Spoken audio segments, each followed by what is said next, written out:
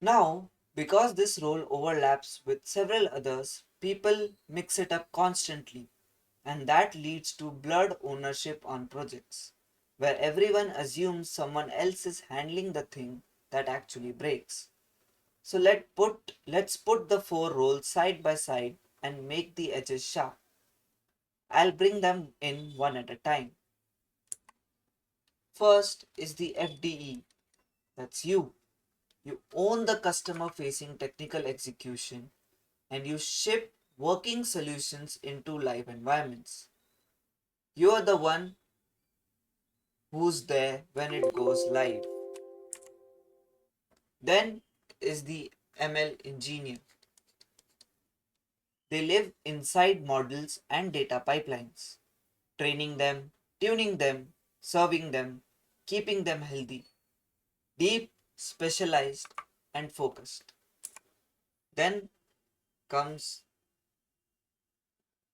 the solution architect. They design the target state system and the integration patterns, the blueprint for how everything should fit together.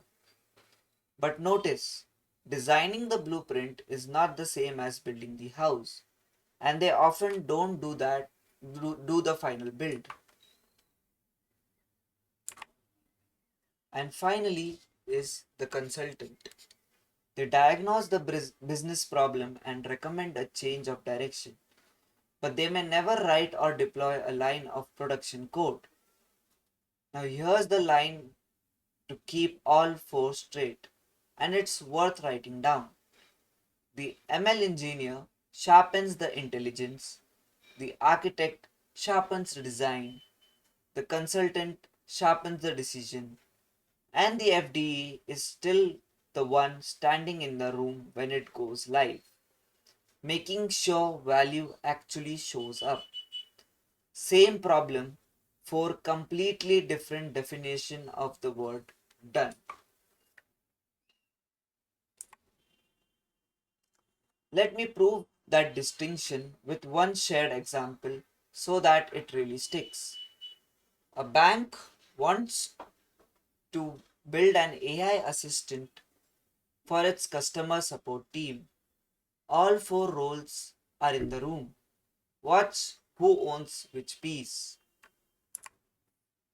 The solution architect defines the target architecture, how this assistant plugs into the bank's existing systems, where the data flows, what the overall shape is.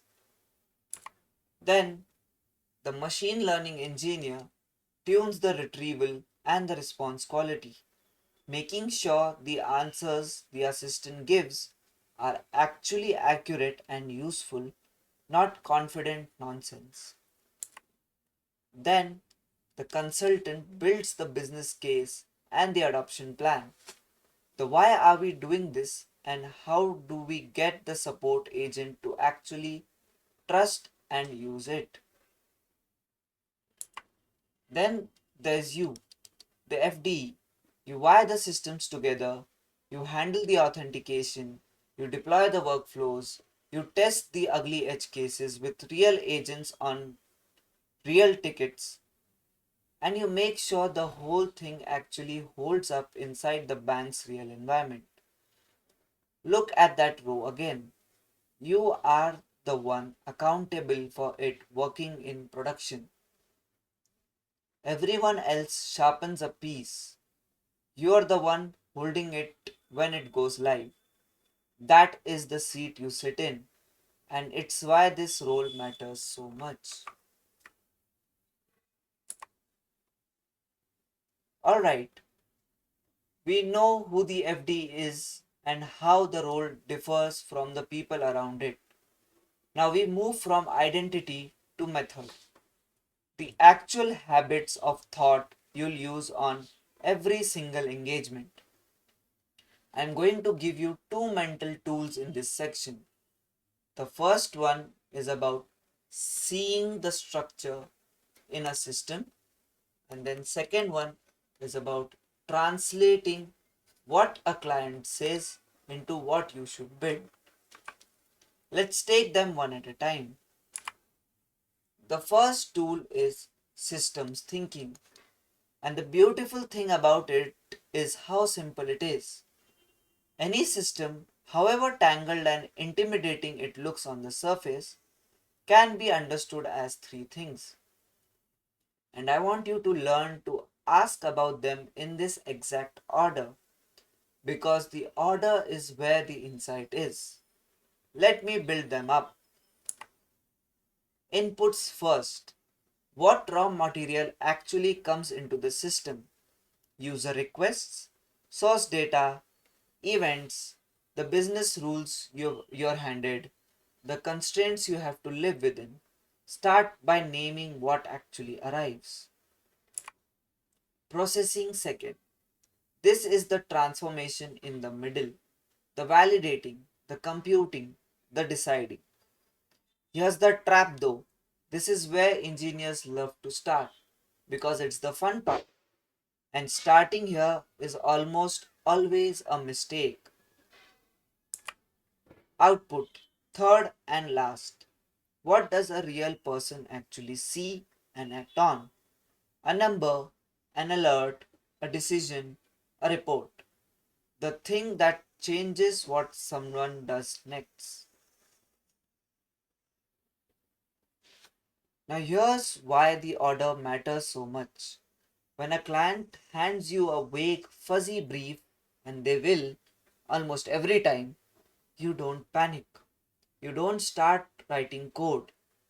You ask these three questions instead.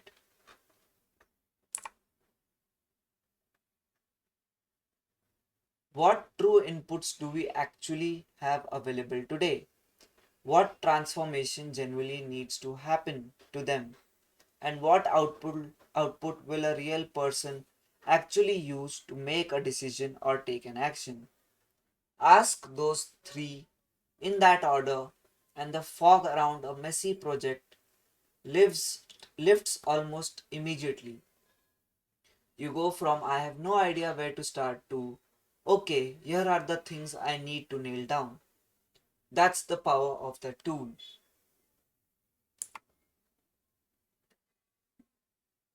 Let's run that model on something real.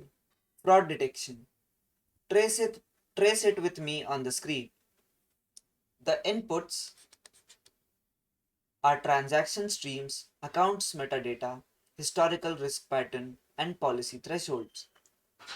The processing is validating those, extracting features, scoring them, and applying the rules. And the output is the risk score, an alert queue for the investigators, and a hold or release decision on each transaction.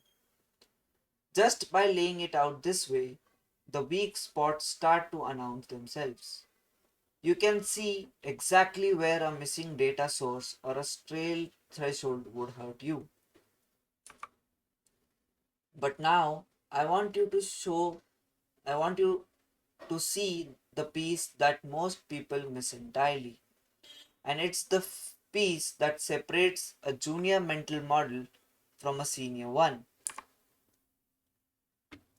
Outputs loop back around and become new inputs. Watch what that means in practice. If your fraud analysts keep overriding the same recommendation again and again, that stream of overrides is data. It is the system telling you that the threshold is wrong, or an assumption is stale, or the model has drifted. A weak engineer ignores it. A strong FDE watches those feedback loops like a hawk because a system in production is a living thing. It changes, it decays, it talks back to you. It is not a static diagram you drew once and framed on the wall.